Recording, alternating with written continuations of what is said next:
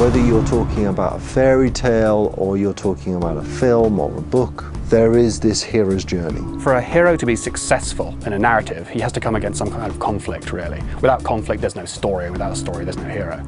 You could tell just as deep a story in fantasy as you can in any other genre. It's just a matter of what you do with it. Fable 2 is set 500 years after the end of Fable 1. The land of Albion at this time has forgotten all about heroes. Sort of heroes have kind of fallen out of the world. Technology has moved on. Heroes are no longer part of that landscape. There are still a few people who have the old ancient hero's bloodline in their veins, and your character is one of those people. It's true. Your blood. You are heroes. Well, you know, some heroes start out as already fully blown heroes. I mean, Hercules came out of the cradle strangling snakes, but most heroes have to go through some kind of progression. It makes it more fantastical and more interesting to see someone go through some trial for them to be a hero. Well, for me, that great story starts where you have no power, where there is nothing. So when we first meet the hero, he's not there yet. He's not become that heroic character that we want him to be. Our hero is a poor, poor child. No parents, has a sister, living on the cold, hard streets. After running around as a little kid for a while, you're called to meet this character called Lord Lucian. He's working on this huge project. I'm working on something wonderful, for which I need individuals with particular talents. Every great epic story has a character that really does something to create havoc for the hero. And Lord Lucian is that character. He's used to being in a position of power for so long, he's forgotten his humanity. His wife and daughter are dead, and he's seeking a way to revive them. He will go to any means to achieve this end, and I mean absolutely any means. I think the same way that we're drawn to heroes now who are flawed, who are normal, that feel like us in some way, the same is true for the villains now. Giving them some kind of motivation a player can understand makes them so much more interesting than somebody with a twirly moustache and a silly evil laugh.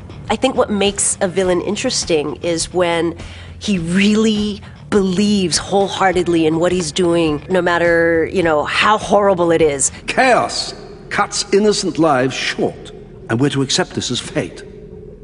I beg to differ. And there must be planted in the back of the viewer's mind a little bit of a wish to be that villain as well. So Lord Lucian is not a very nice person. You get off to a really rocky start with him. Things sort of start to go downhill pretty fast.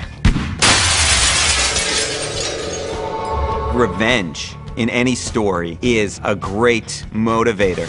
From there, you grow up a little bit more and then re-meet him and discover that he is building a piece of architecture that has once wiped out the world before and will do so again. And there is this deep need to see heroic characters stop an apocalyptic vision from happening. We could walk away from it, or we could get involved in it, and if we get involved in it, boy, there's going to be a big ride.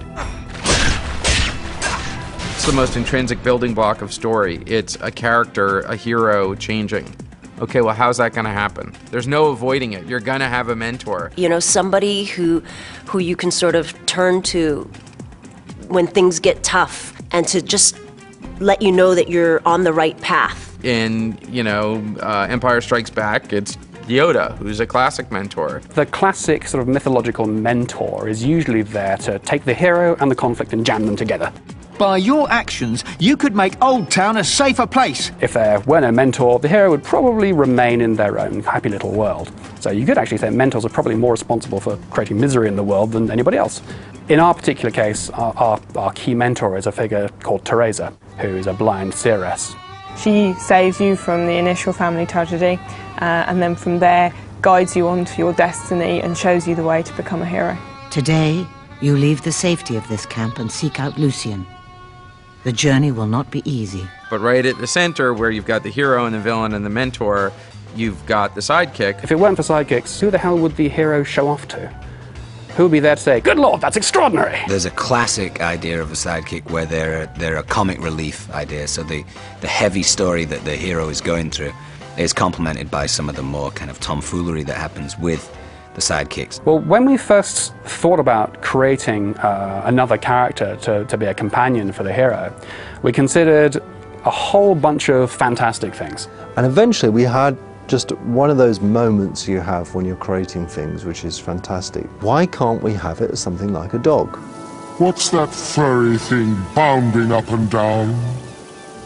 Can it do any tricks? There is something about having dogs that appeals to us on some sort of primal level that we don't even really understand. What you need is someone nice to look after you. Really, the emotional bond between a man and his dog, or a woman and his dog, is something really strong and tangible, and it's something we were all really passionate about doing. This dog absolutely loves you.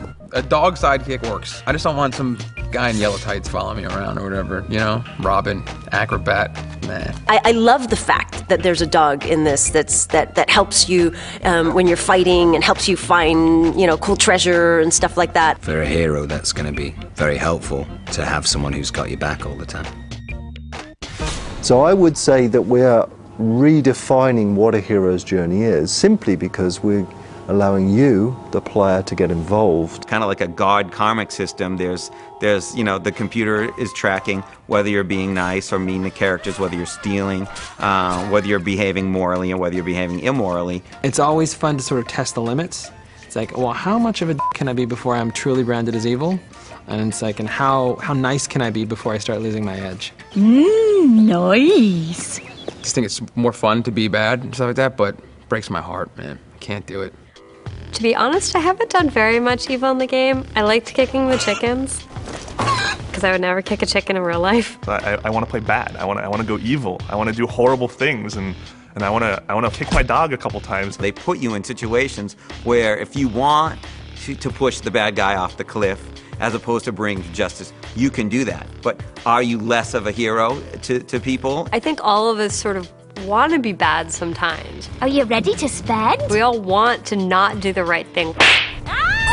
We all want to see what might happen. You have entered a venerable society of dark worship, with a long history of wicked deeds and opprobrious transgressions. Fridays is poker night.